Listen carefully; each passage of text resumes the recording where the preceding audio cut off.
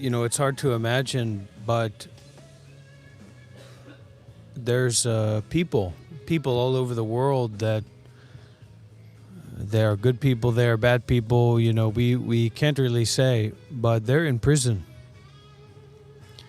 And I look at my life and, the imagined lives of other people, and just the basic struggles that some people have to go through day to day. Maybe because of the sickness or the old age, or they're confronting death. Maybe their loved one, their precious one, is going away, or it's the death of an expectation, the death of a ideal in their lives that's falling apart. And I think about those people, those imagined people in my own mind in prison, or in these realms of existence where there's no respite, there's no safety, there's no refuge, there's no oasis. It is only the desert going on and on and on. And you look around, you try to find someone to show some compassion, some kindness, some forgiveness, some meditative presence, and there's nothing. There's only suffering. And people live day after day, week after week, year after year, lifetime after lifetime in this paradigm of continuous suffering without any respite, without any refuge. All I can feel in myself is a real wish for those people suffering to end, and for my suffering to end as well. I've been living, 7 years up until this year, living as a Buddhist monk, and very sheltered from a lot of the responsibilities and the expectations of the government and the society, and financial concerns and all of this. And it's easier to hold up this mentality of meditation and wisdom and compassion and dharma when not being confronted by this immense suffering and this immense disaster of what life with attachment is.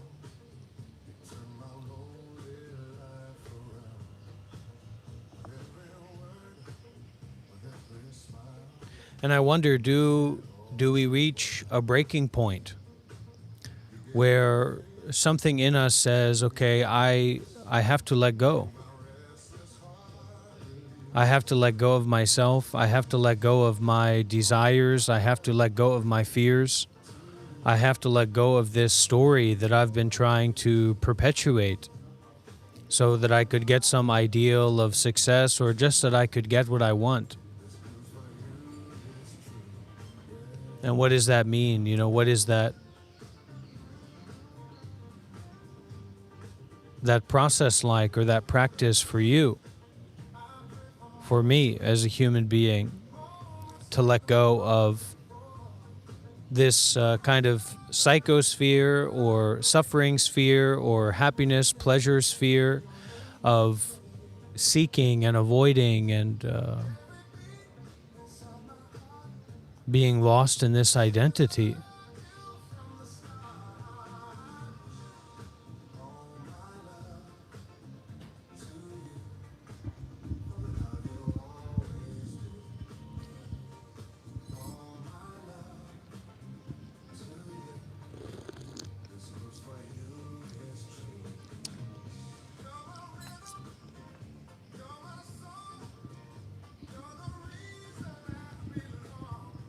So I hope everyone's doing okay. I hope everyone's doing fairly well. But in terms of ourselves, in terms of myself, as much as there can be hope that I will go where I want to go, that I will get what I want to get, it's hopeless. Totally hopeless.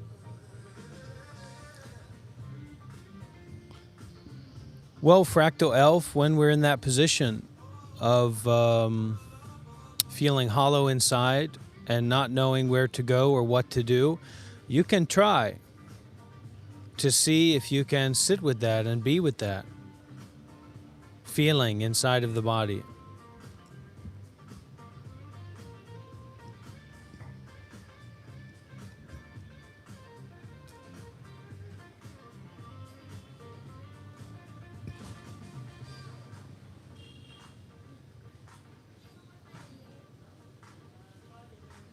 You may have to grit your teeth. You may have to fold your legs.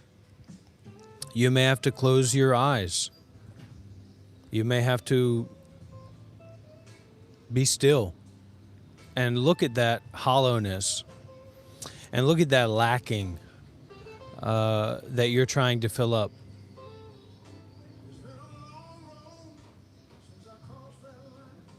But this is a disaster. This body and this mind is a disaster.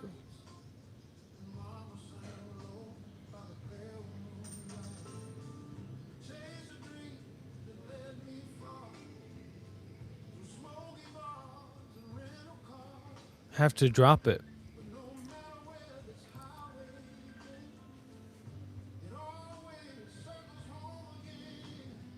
And that dropping can bring a lot of suffering and a lot of fear and a lot of difficulty. So in that dropping, you might have to grit your teeth and say, I'm dropping this.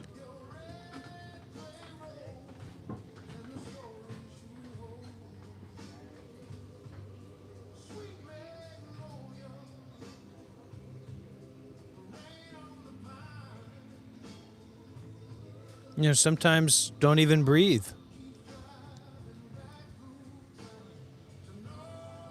Maybe it would be more comfortable if you didn't breathe right now. If that's what you're doing, Fractal, then that means you're doing what's right. And if you don't keep distracting yourself, you can generate the energy of mindfulness and healing and going beyond that feeling. But to go beyond that feeling, you may have to go deeper and deeper into it. I think cannabis is pretty bad.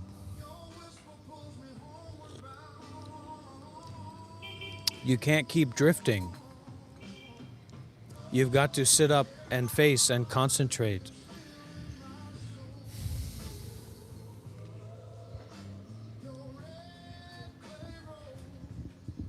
At those times, at those moments.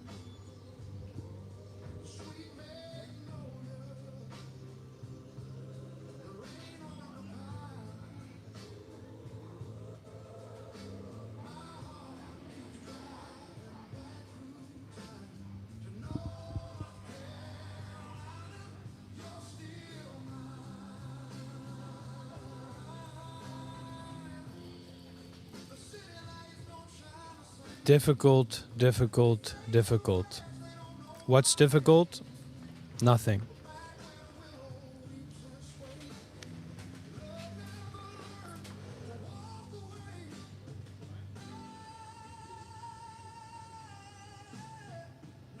Hopeless.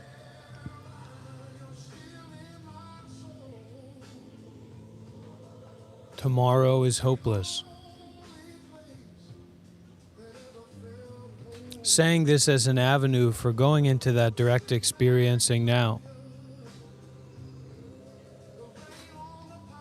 doesn't mean that tomorrow won't come or that tomorrow will come. It doesn't mean that you should be hopeless. But that hopelessness here is meaning a kind of openness.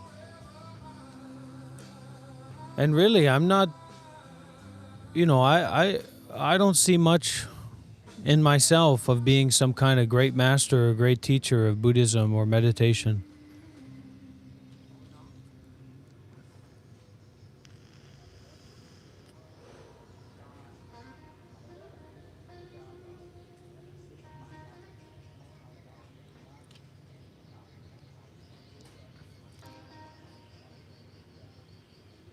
If you don't like it, that's okay. There'd probably be a lot of things you didn't like about me if you lived as myself.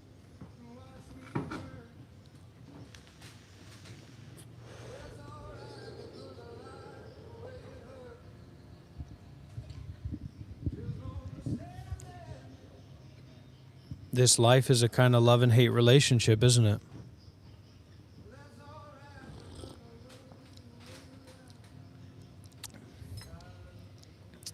I'm just living in the here and now.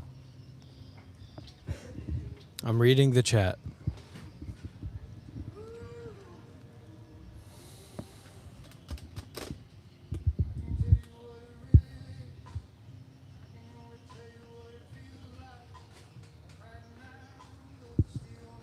I think what I'm trying to teach and share right now is just being with and feeling.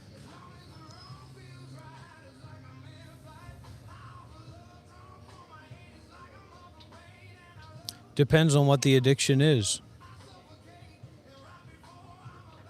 But regardless of the addiction right now, can you look at yourself? That's why weed and alcohol are seen as being more problematic than nicotine or drinking tea or drinking coffee, because they prevent you from sitting there and looking at yourself, looking at the mirror of yourself, looking at the mirror of your direct experience.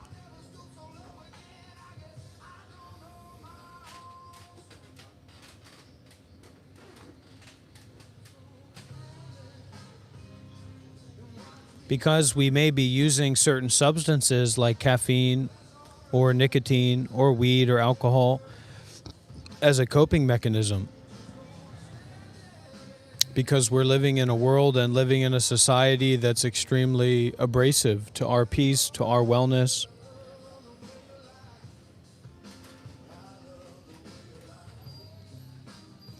But a lot of this worry and this focus on developing and getting rid of things, it's the same problem that we have anyways. The problem of wanting to feel different than how we feel right now.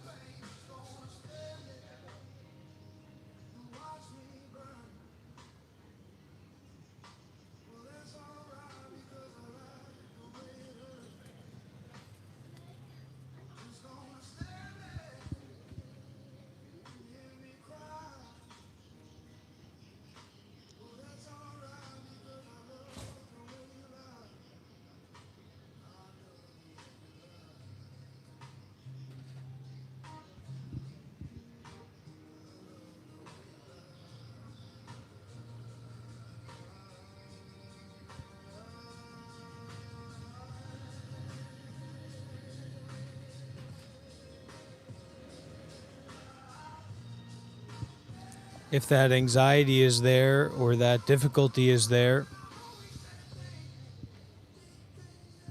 can you accept that? Can you close your eyes and be with that? Be with whatever is there right now.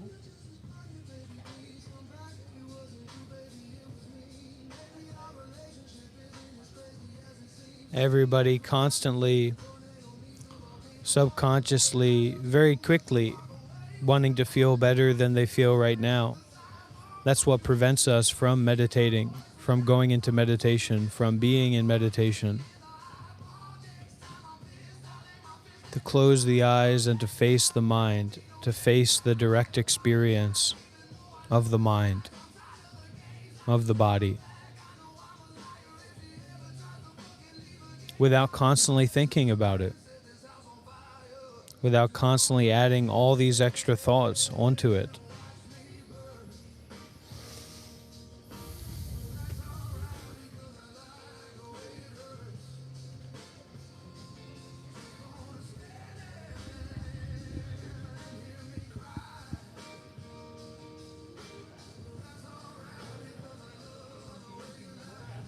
And we become so entangled in this story of our lives and our identity and all these different things that we're doing, that we don't do the best thing that we could do right now, which is to be with what is.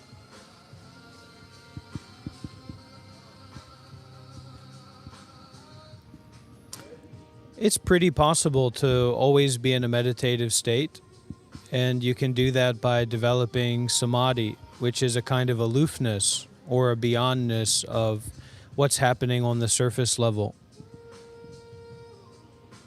So someone reached out to me and they said, it's possible to be cool, to be chill, to be relaxed while the body is on fire.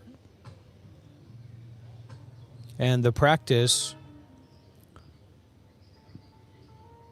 is exactly that this body is on fire, that this mind is on fire, that this life is on fire. Your hopes for the future are on fire. Your worries about the past are on fire. Your story about your life in the present is on fire. It's burning. And you're going to have to go through that fire to be free from the attachment to those things that you think are stable or consistent, because they're not.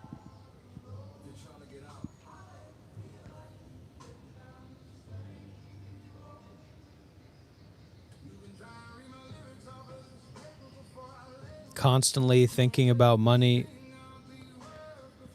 and constantly thinking about our desire and constantly thinking about our fear and constantly thinking about the complications of our lives and our schedule, the things we have to do day after day. It's no wonder we're stressed out, because we don't have a realistic way of living in the present and being in the present.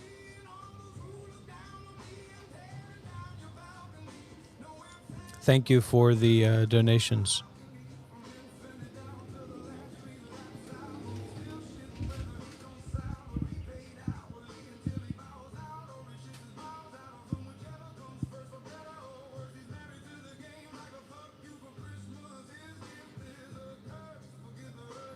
If you can develop a better way of being with your mind, then whatever you happen to be dealing with is going to be better, because whatever you have to deal with in the world is taking place in the mind, like taking place through the lens of the mind.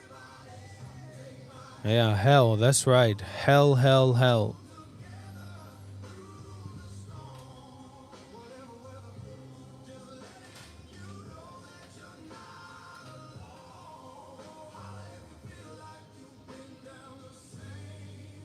And as the old saying goes, if you're walking through hell, keep on walking. Maybe you can't walk, so you just got to burn. And meditation, real meditation is like learning how to burn, learning how to be on fire.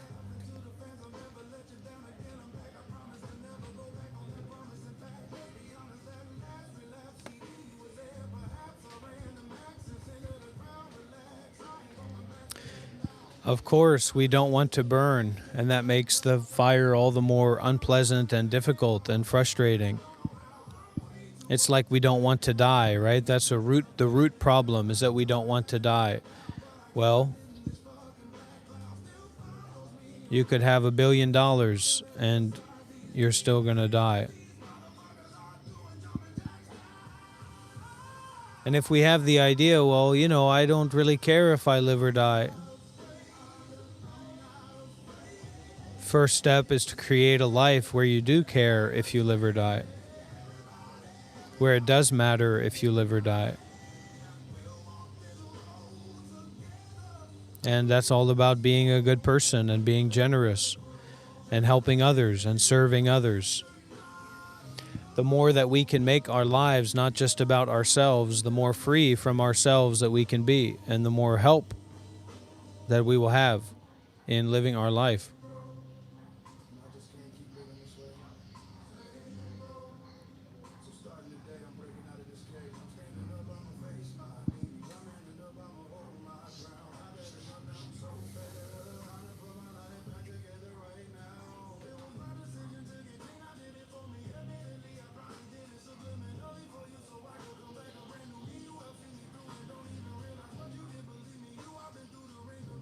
All the stress and all the heat and all the suffering is compounded by our desires, by our wishes for what we want to get, for what we want to have, for what we want to keep. So the first step then is to put down all of those desires, all of those things that we want to have, and all of those things that we don't want to experience in the here and now.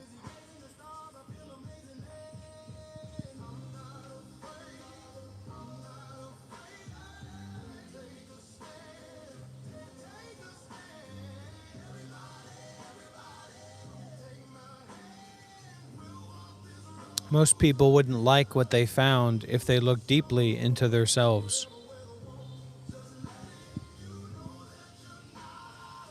Because you're not focusing on thinking about what's being experienced. You're just going deeper and deeper into the experiencing itself. So instead of focusing on what Bruno Mars or whoever is singing about, you may just focus on the hearing itself, not thinking about what is heard. Or focus on the feeling itself, not thinking about what is felt.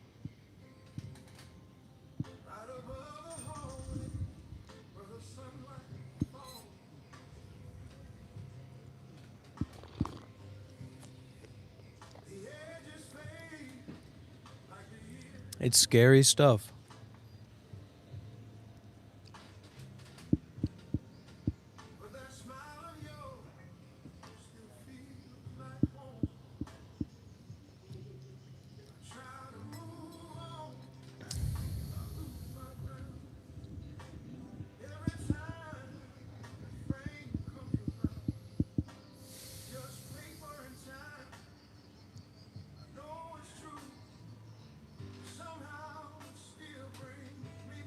Think about those people going through court proceedings,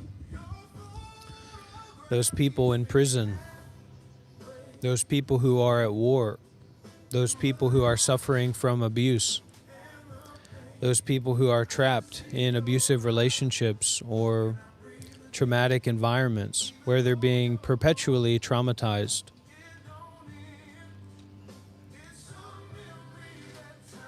We plant a little bit of a seed of gratitude, of gratefulness for the way that it is right now.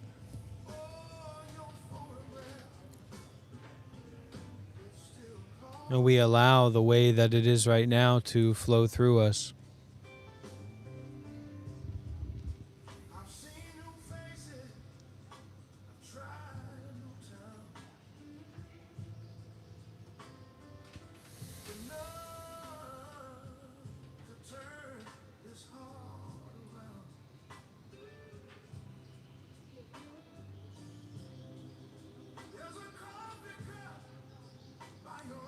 When we're comfortable, when we're at peace, that's just the starting point. Then we start to open up our mind and broaden our mind to be inclusive of other suffering. The suffering of the whole world. But if we can't meet and develop any sense of peace within ourselves, then what point is there to living?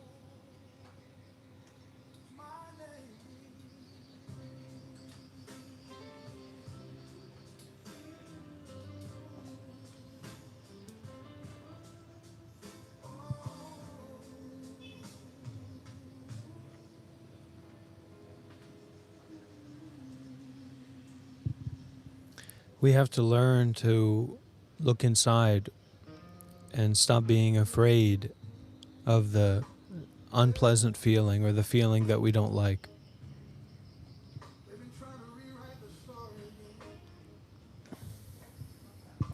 If you see or feel a feeling that you don't like, stop not liking that.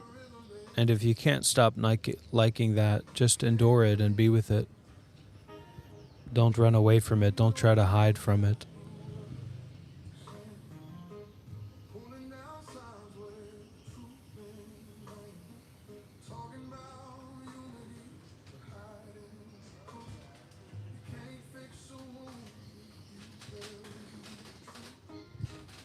Bringing the mind home to the body. So not just dwelling in the mind and dwelling in the thinking.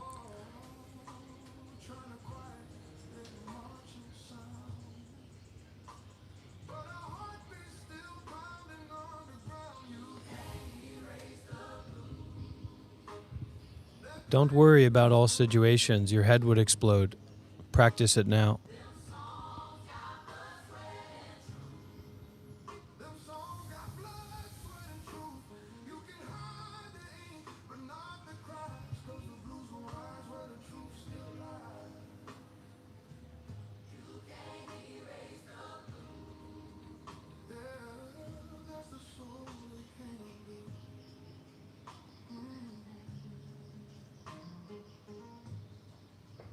You're not going to be able to avoid it or escape it. Death is inevitable. Sickness is inevitable. Old age is inevitable. So just face everything that you can face right now. Breathing and bringing the mind home to the body.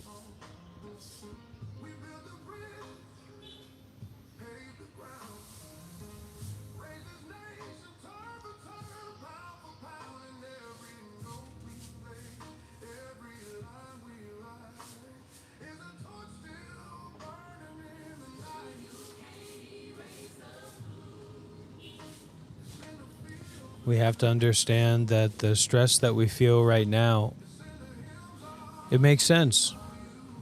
We didn't spend all night and day and all these days and weeks and months and years meditating. We kept turning away from our own body and our own mind. So whatever difficulty we're experiencing now, it makes sense. So accept it.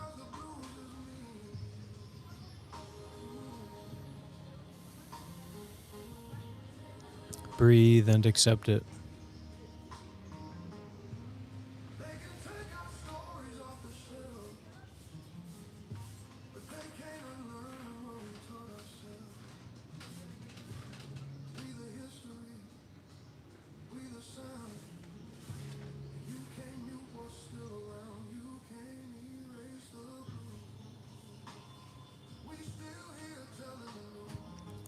We're always kind of looking for the cheap trick or the easy way out for the body feeling good or the mind feeling good.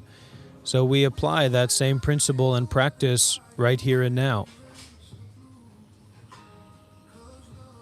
What about enlightenment? What about dealing with all my problems? Deal with all your problems now with the meditation of not avoiding what's here and going deeper and deeper into what's here with this non-avoidance.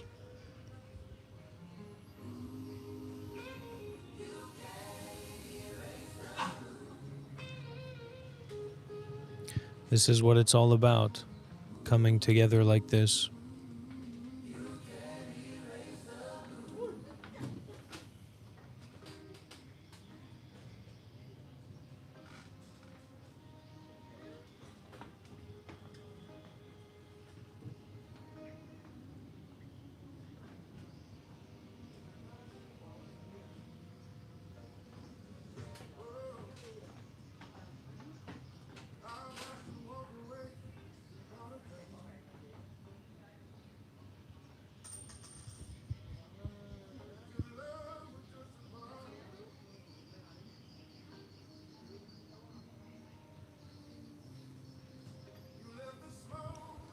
whatever this is, whatever's going on inside. Just allow yourself to fully embrace that right here and now.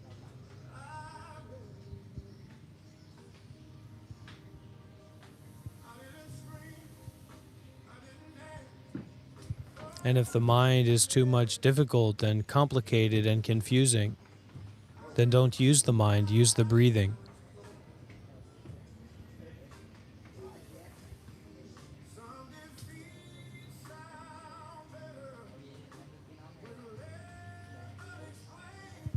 It's very difficult for other people to embrace us when we're at our worst. Even to imagine someone embracing us or accepting us when we're at our worst is hard to imagine. You know, only Jesus or Buddha or etc. Okay, only Jesus, only Buddha, and you.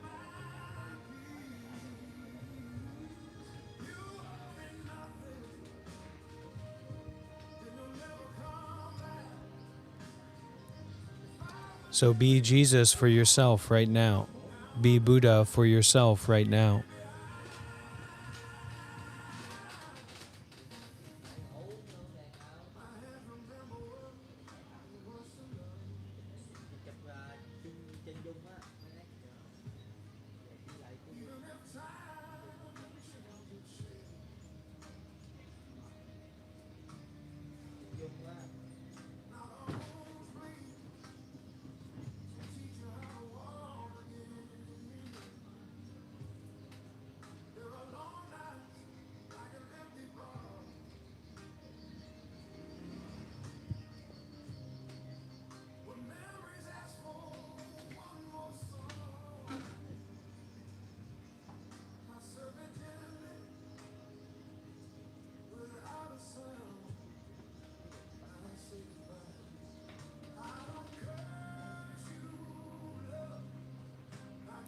It's almost like we're penetrating into the real mind or the true mind, the original mind, through all these layers of crust and calcium and muck that's formed over, this callus over the eye of our own mind, our real mind.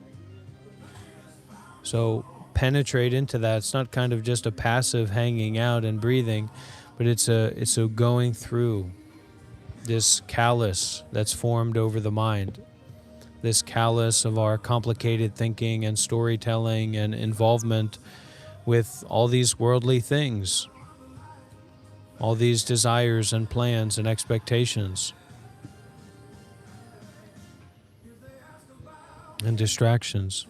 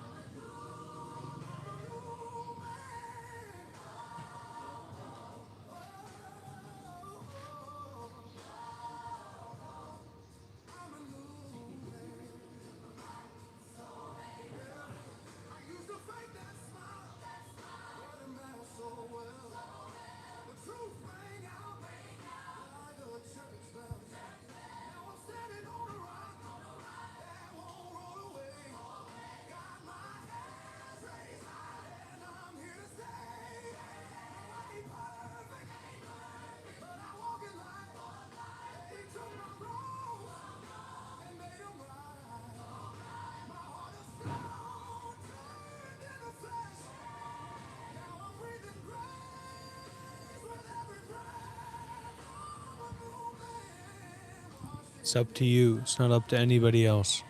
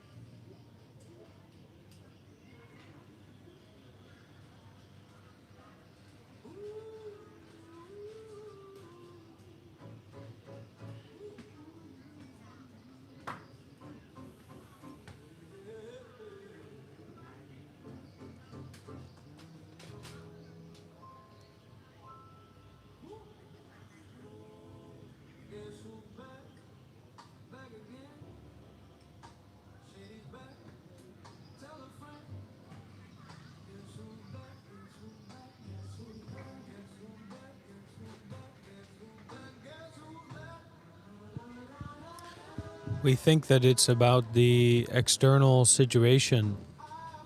So we want the external situation to change. But it's actually about your own mind. So you have to change your own mind, and then it won't matter at all or as much what the external situation is, because the external situation is just like a mist or a fog covering up the eyes of awareness, covering up the real mind, which only exists in the here and now and doesn't depend on forms. And in that way, it's really great. All these things, all these appearances, all these dreams, all these nightmares that we go through, because it gives us perspective. Gives us perspective on how incredible it is to be free in the here and now and to be aware.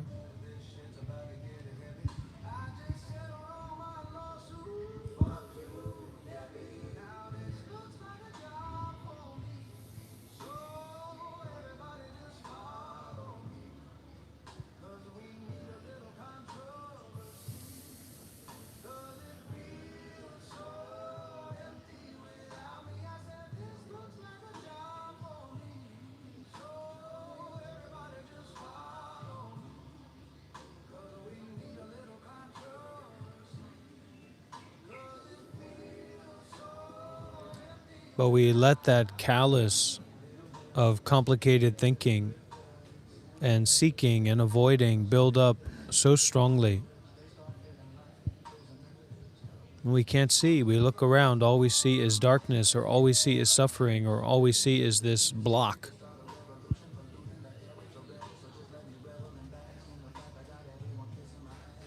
So you have to turn the mind around to look at itself. And that kind of reflection of the laser of concentration or awareness and attention will blast through that callus that's formed.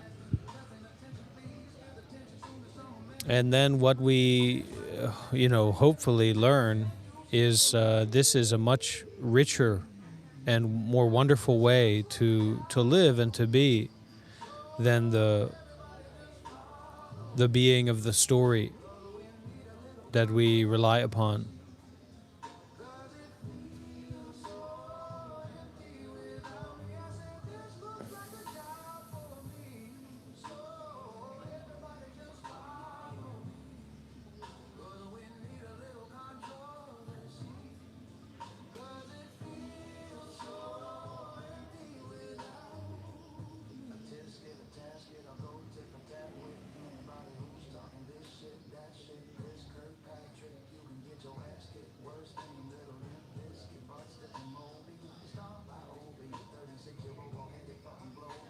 So we worry about that outside situation, what might happen or what might not work out the way that we want it to, or we'll get sick or something.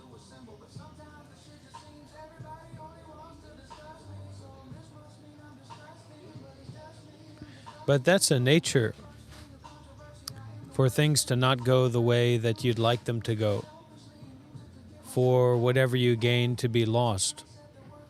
So going into meditation like this is accepting loss and accepting failure of the perpetuation of thoughts and creations, creating things, creating narratives, creating built up algorithms of tension, of anxiety, of fear, of complication. And that stable calmness offers us a sturdy foundation to go even deeper.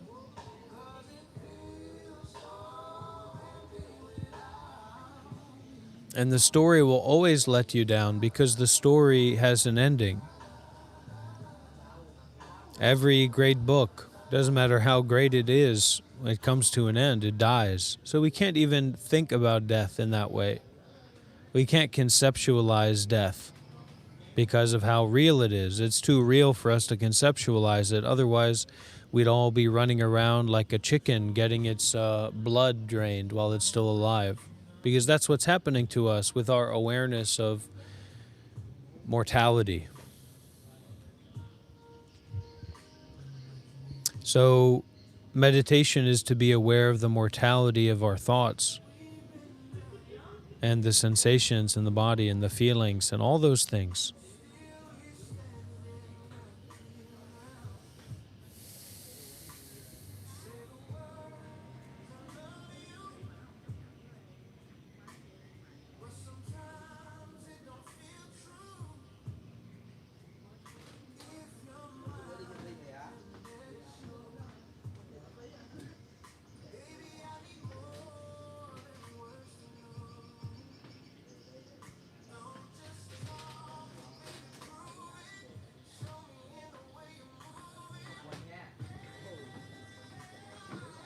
And then after we go through our meditation practice and we feel better, or we have more peace and more enjoyment, more interest in the things of the world, then we go back to our cycling. So this is something we'll have to learn to be patient with.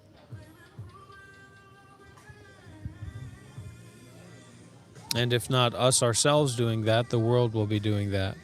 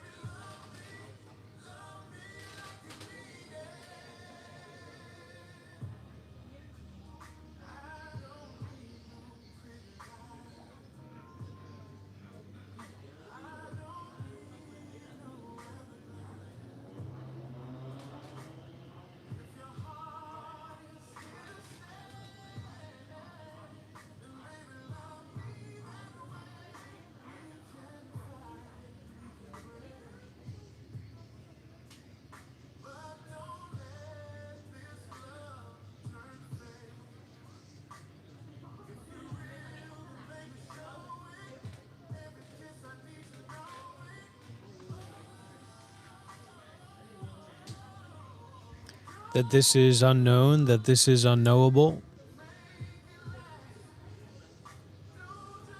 that it doesn't matter what box we create for our mind won't fit in that box. This can be a great inspiration. It can also be kind of seemed like a disaster. But it is that way regardless of how it makes us feel. There's no way to control your life. There's no way to control your mind, because what your mind is free of anything that could then control another thing called the mind. So boundless, wide open freedom in the here and now.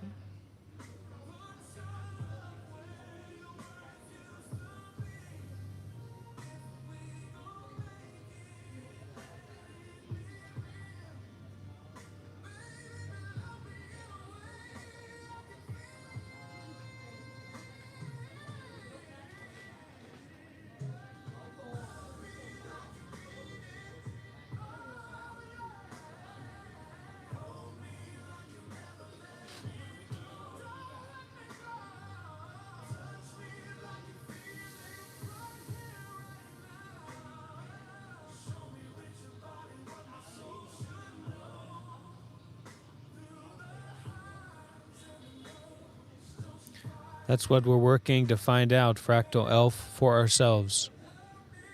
If it all passes, then what is eternal?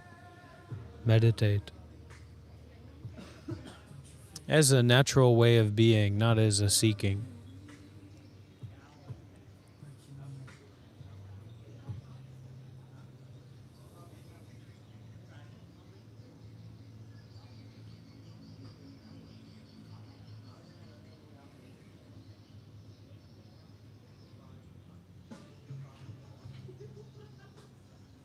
And as our lives collapse around us,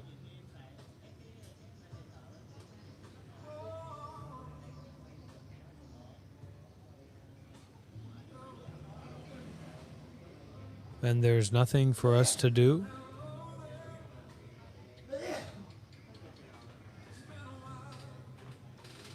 there's no choice but to do nothing.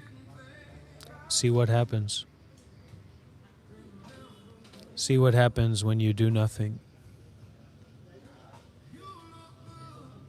And that's how one becomes a Buddha. When even life and death and all the riches of the world and all the horrible things of the world cannot pull you and sway you from this just doing nothing.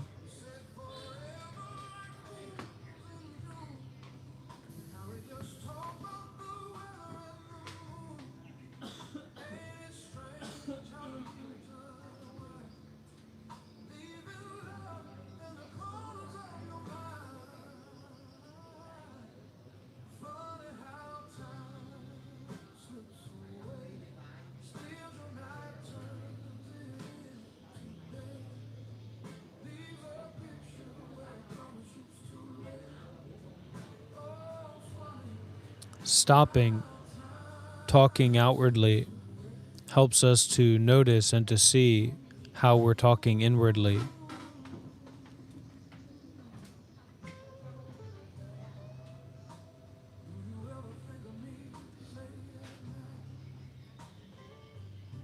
Notice the stream of your thoughts within yourself, not these things that you're talking outwardly with others.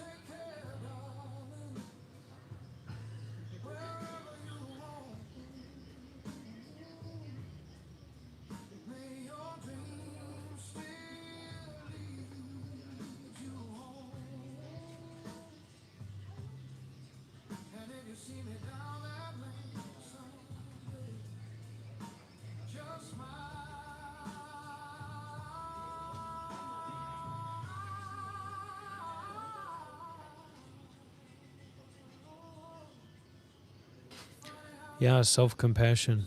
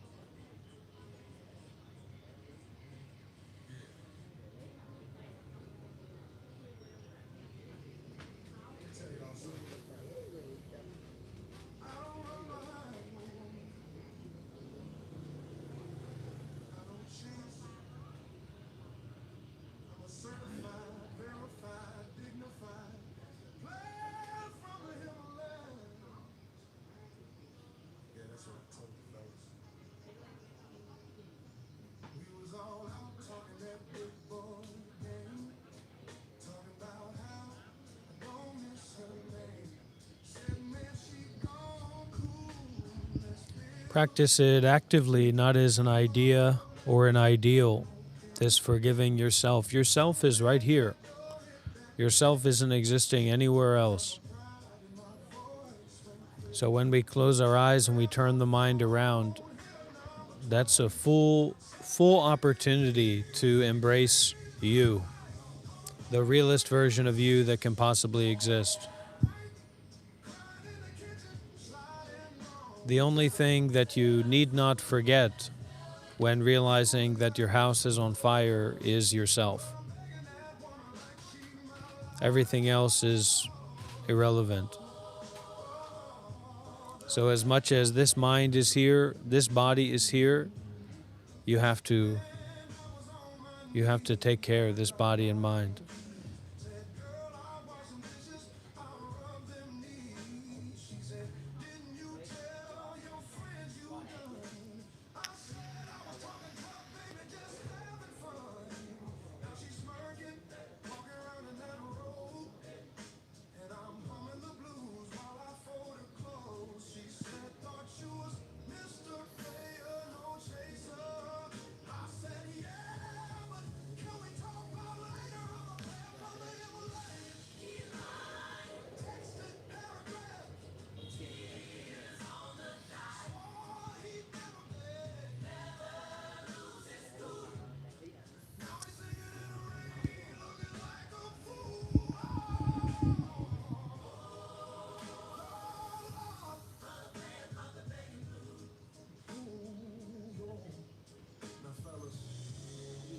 Well, certain teachings are relevant for certain people at certain times.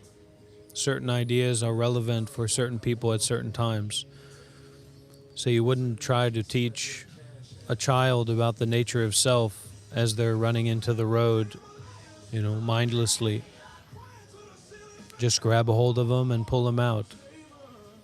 So it's not some high ideal of spiritual truth or whatever that you want to adopt and then identify with and then believe in. So being with, eating what's on the table right now.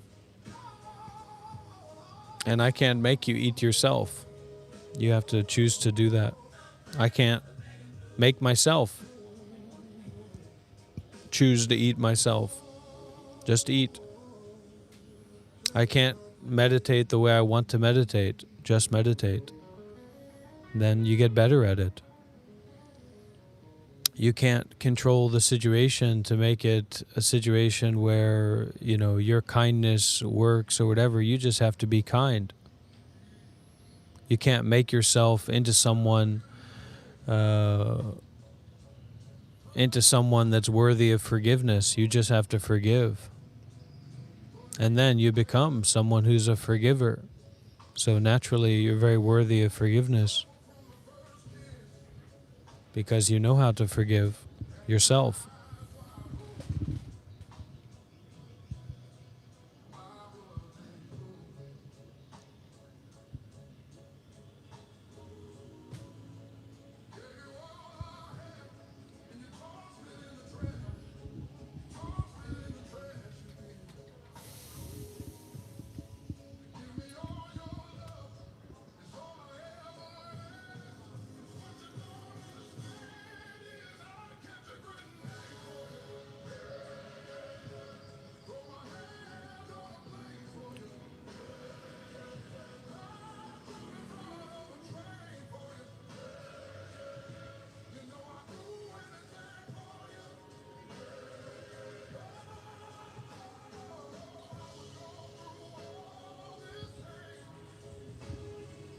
We have to totally get out of the paradigm of trying to control others. You can't even control yourself. And now you're fixated or worried about controlling others or making them think or understand a particular way. It's impossible. It's ridiculous. And going deeper into meditation isn't about controlling yourself. It's a willingness to surrender yourself. And it's not that big a deal. If you live the right way, you live the good way, then, as they say, I oftentimes worried about my past karma, my past mistakes, the harm that I've done to others, the harm that I've done to myself, not taking care of myself, or doing this or doing that in the wrong way or the not ideal way. You can't turn back the clock, but you can fill up the ocean with more water. And you can make it so that all the salt that you've ever created is dropped into Lake Michigan. And that saltiness is irrelevant. You can just drink the water. So that's really what we're practicing with our doing good deeds and practicing meditation. But I need to get out of that paradigm totally of being the teacher. I'm the teacher and you should see me as a teacher. I mean, that's ridiculous. That's such nonsense. And some people might get pulled into that and be convinced by that, but I'm not convinced by that. So what good would I do to convince other people about that?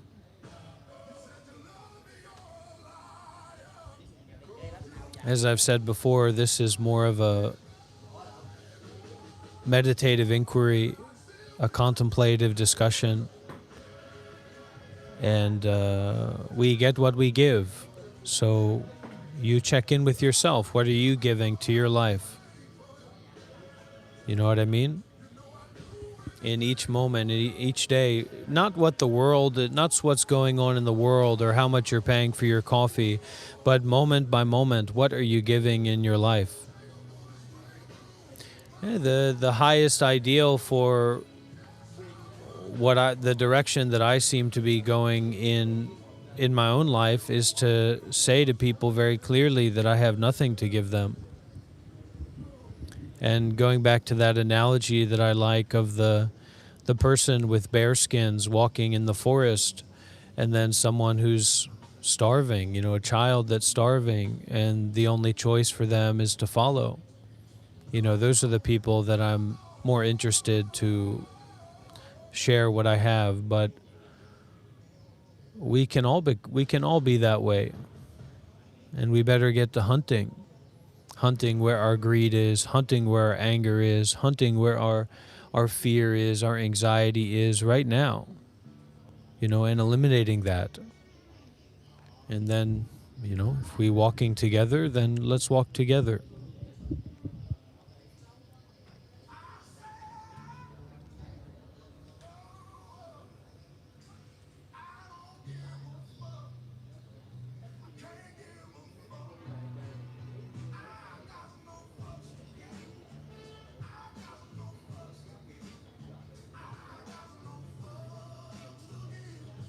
This is a path and a journey of self-sacrifice, and as much as you build the self up, that's what you're going to have to sacrifice. That's what you're going to have to let go of, and come into this state of vulnerability where your power is in your peace, not in what other people believe about you or what you believe in yourself.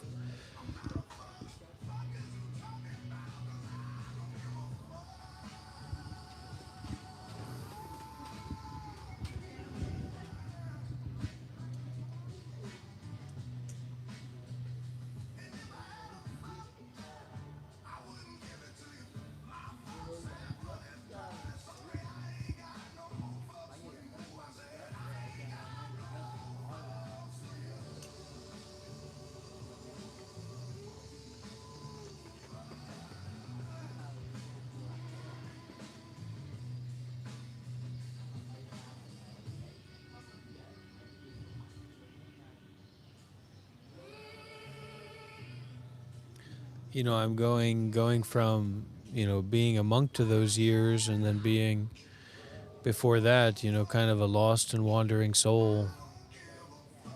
And now to stabilize myself a little bit, it's just a mess.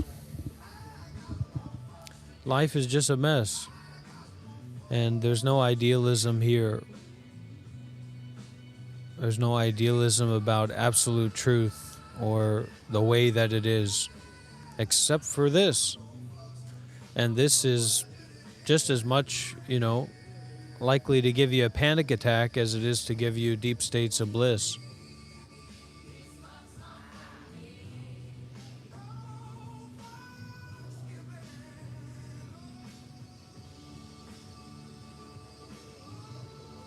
So I hope that instead of panic, you will feel bliss. Instead of restlessness, you will feel rest.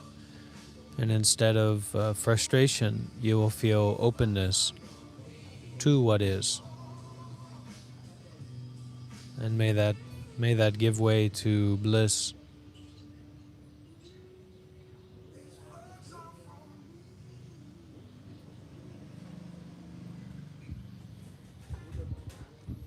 Okay, we have any questions before we finish? I've had a little bit of a busy day today, so I'm a little bit tired. I've been a little bit busy lately, so I'm sure many people can relate to that.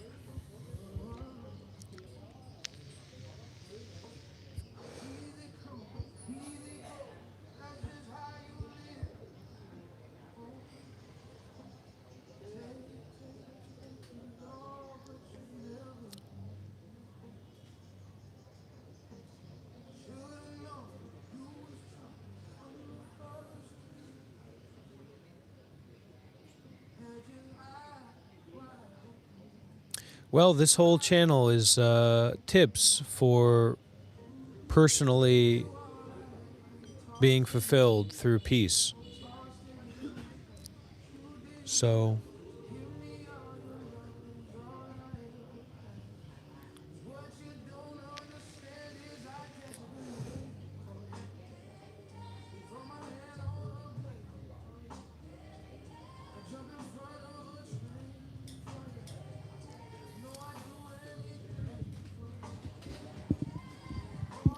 yeah, even monks have to go to the DMV to renew their license, eh? Especially if it expired years ago and you haven't had a residency anywhere in the world for near a decade. So you can imagine that's a little bit difficult to start bridging. But let's be bridge builders that aren't caught in our complicated thinking, eh?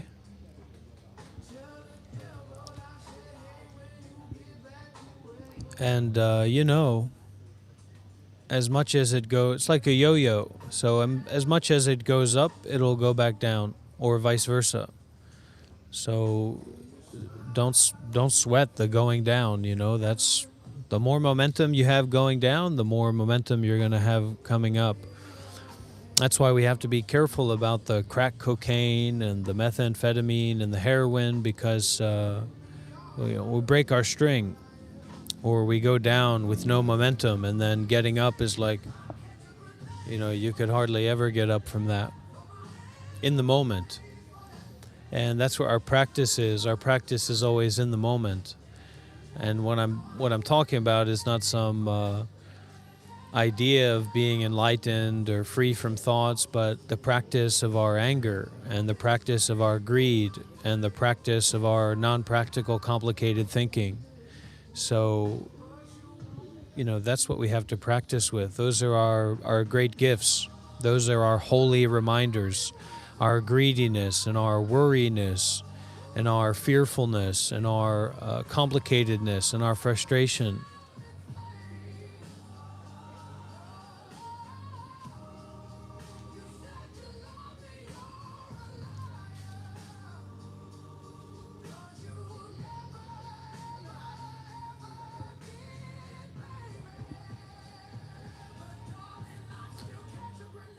And if you aim to personally capture peace, unless you intend to go and become a monk and live in the forest, then you're going to have to help a lot of people in your practice path of helping yourself.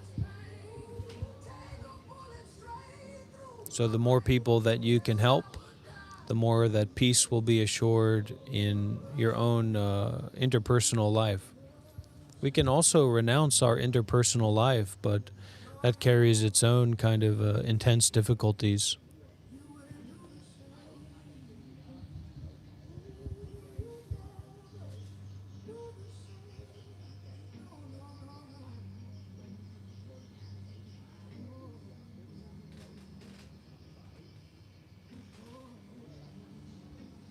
You know, and try to be open with how broken you are.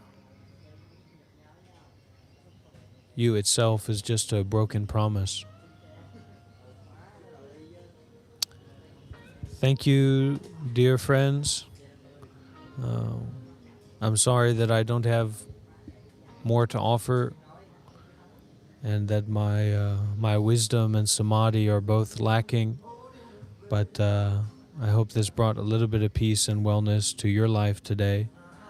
And thank you for being here and inspiring me to meditate a bit and to be present and to be concerned with the path a little bit. Okay? Thank you. Thank you for the people that donated to support this body, this mind, and I'm very grateful. Take care.